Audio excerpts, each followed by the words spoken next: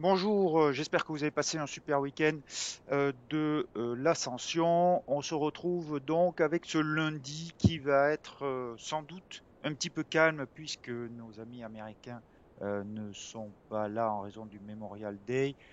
Donc les marchés obligataires et les marchés boursiers sont fermés. Un manque donc d'investisseurs et d'opérateurs qui pourrait expliquer une faible volatilité aujourd'hui, mais ceci étant, ce sera que le calme avant certainement un déferlement de nouvelles, de statistiques qui va commencer quand même cet après-midi, puisque cet après-midi, on aura l'inflation en Allemagne, donc chiffre qui est bien sûr extrêmement suivi actuellement. Mais demain, regardez le nombre de statistiques qui doit être publié avec le PMI en Chine qui sera suivi de près pour voir si les derniers confinements ont entraîné un ralentissement économique important ou pas. La Chine qui a donné de meilleures nouvelles puisque certaines zones de Shanghai et de Pékin vont réouvrir. Donc c'est plutôt bon pour la croissance et ça explique le retour d'un certain appétit pour le risque et pour les devises à risque et un affaiblissement, léger affaiblissement du dollar qui se poursuit, qui pour l'instant ressemble plus à une consolidation qu'à une vraie correction et encore moins un changement de tendance, mais ça peut changer. On aura aussi, concernant le franc suisse, le produit intérieur brut demain, le taux d'inflation en Europe, et puis l'indice de confiance aux États-Unis. Vendredi, enfin toute la semaine, il y aura beaucoup de chiffres, et ça se terminera donc vendredi avec le chiffre du chômage, le rapport sur l'emploi, toujours point culminant de la semaine et le chiffre peut-être le plus suivi dans le monde. Voilà pour le programme de cette semaine. En attendant, donc, consolidation du dollar, on voit ça en graphique. Avant ça, l'avertissement sur les risques.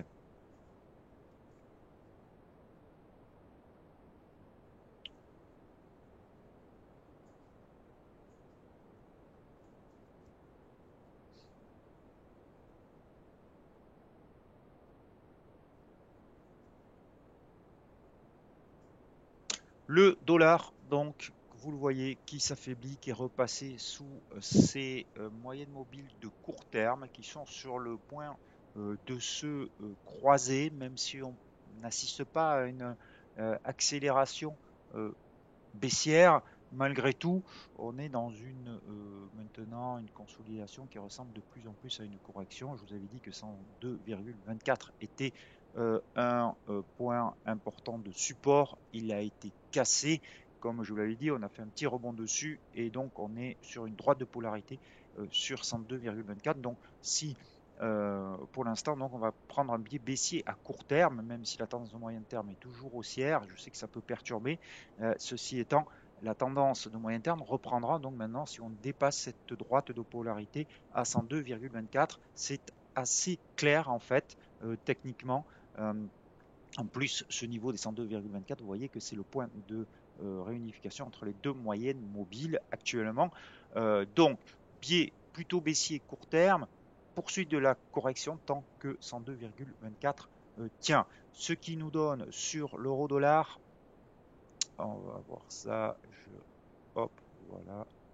Je vais l'agrandir ici. Donc, ce qui nous donne sur l'euro-dollar ce rebond depuis le franchissement des 1,0640, ce petit pullback dessus, donc droite de polarité, et donc tant qu'on est au-dessus de 1,0640, l'objectif à terme reste 1,0934. Attention, il y a quand même ici une petite zone de polarité que l'on teste ce matin, une droite sur 1,0760 et qui constitue donc une résistance intermédiaire qui pour l'instant n'est pas une résistance majeure, mais qui bloque la reprise des cours aujourd'hui. Peut-être qu'on ne le franchira pas aujourd'hui d'ailleurs, puisque, comme je vous l'ai dit, les États-Unis sont fermés. Donc, les niveaux à surveiller cette semaine, 1,0640, on reste haussier tant qu'on est au-dessus de ce niveau. On repassera baissier au-dessous. Donc, tant qu'on est au-dessus, première résistance touchée ce matin 1,0760-70 et si on le dépasse dans la semaine, on ira voir 1,0934. Voilà, donc le plan de trading là, il est pour le coup, il est assez clair pour ceux qui veulent faire du trading sur cette paire de devises.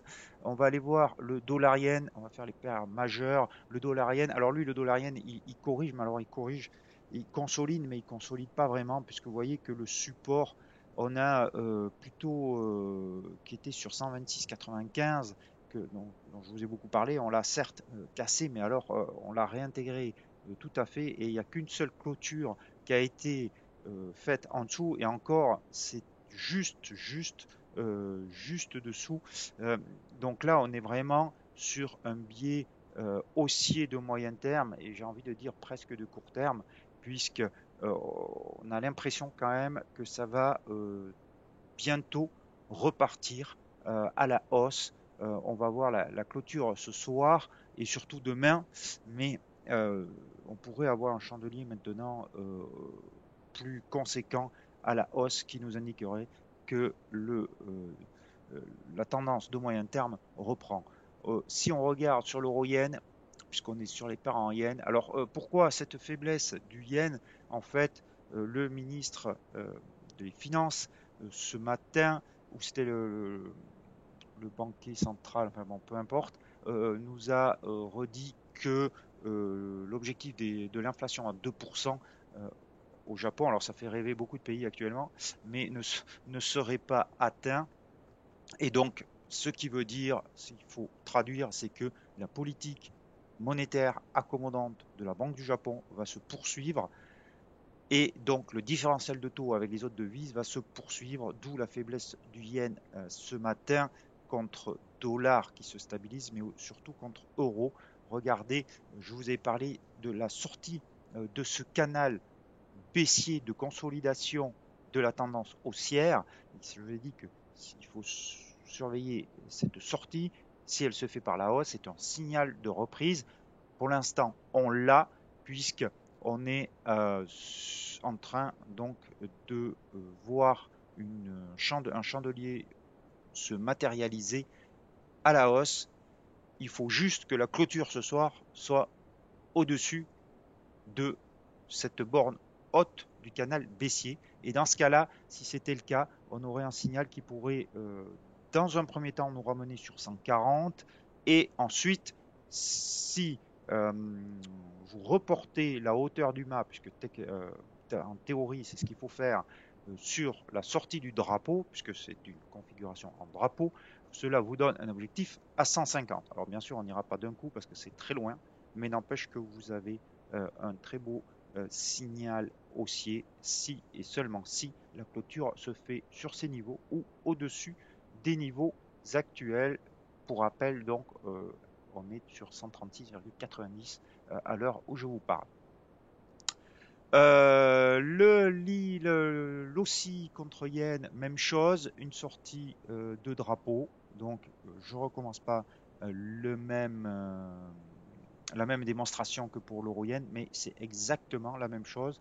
L'objectif ici est sur 93,74 dans un premier temps et très certainement vers le haut de d'avril qui se situe sur 95,50. Le sterling yen, même chose, mais le sterling, vous allez voir, il est un peu plus faible, il est quand même plus faible. On voit une légère reprise haussière, mais si vous voulez jouer, c'est justement cette baisse du yen, c'est pas contre la livre qu'il faut le faire a priori. Puisqu'on est sur la livre, le câble, lui, comme pour le yen, par rapport à l'euro, il est plus faible que l'euro-dollar, puisque cette résistance à 1,2640 n'est toujours pas dépassée en clôture. Le câble n'y arrive pas. Il a certes rebondi, mais il a cassé aucune résistance, contrairement à l'euro-dollar. Donc, on a quand même une faiblesse du câble. Alors, c'est dans le contexte de rebond actuel. Bien sûr, c'est pas vers la livre qu'il faut se tourner, puisqu'elle ne nous donne pas de signe de force. Mais par contre, si on a les tendances au moyen terme qui reprennent, ben c'est la livre qu'il faudra certainement vendre. On va aller voir l'AUSSI dollar qui lui rebondit L'objectif, c'est sa moyenne mobile à 200 périodes et le retracement Fibonacci de 50% à 0,7250. Donc c'est l'objectif court terme maintenant pour l'OSI. Le kiwi, même chose. On a une résistance ici à 0,6558 qu'on a testé ce matin, qu'on n'arrive pas à dépasser pour l'instant. Donc à court terme, c'est ce qu'il faut regarder, 0,6560. Mais là encore, c'est peut-être l'OSI a l'air plus fort que le kiwi actuellement. Et on va finir avec les paires en Suisse, l'euro suisse qui est toujours bloqué à la hausse par sa moyenne mobile à 200 périodes et soutenu à la baisse par cette oblique haussière ascendante. Donc on est neutre sur l'euro suisse. Plus intéressant, le dollar suisse, parce que le dollar suisse a effectué une grosse correction de sa hausse vertigineuse du mois d'avril-mai. On a retracé quasiment 61,8%. Donc, la théorie nous dit que tant qu'on est au-dessus de ce retracement, la tendance moyen terme est toujours valable. On regardera donc si on a un chandelier à la hausse, un chandelier vraiment haussier qui se manifeste pour se repositionner long. Pour l'instant, ce n'est pas le cas. On a des chandeliers, des bougies d'hésitation au contact de ces 61,8. Par contre, si on casse 61,8, ça ne sera fini de la tendance haussière de moyen terme. Je finis par le loonie, le dollar avec le dollar canadien qui est en train de revenir sur sa moyenne mobile à 200 périodes et qui est bloqué donc entre la moyenne mobile de long terme et les moyennes mobiles de court terme. Donc plutôt neutre, même si on est, enfin, le loonie est en baisse depuis maintenant plusieurs séances, mais ça pourrait s'accélérer si on cassait la moyenne mobile à 200 périodes. Voilà, donc ce que je pouvais vous dire pour ce début de semaine, donc un lundi a priori qui risque d'être calme, avant donc une multitude de chiffres. Surveillez donc les points sur certaines devises, notamment les paires en euros, c'est assez clair. Donc peut-être que c'est sur ces paires de devises qu'il vaut mieux se positionner pour faire du trading actuellement, surtout si cet appétit pour le risque perdure avec les publications des statistiques.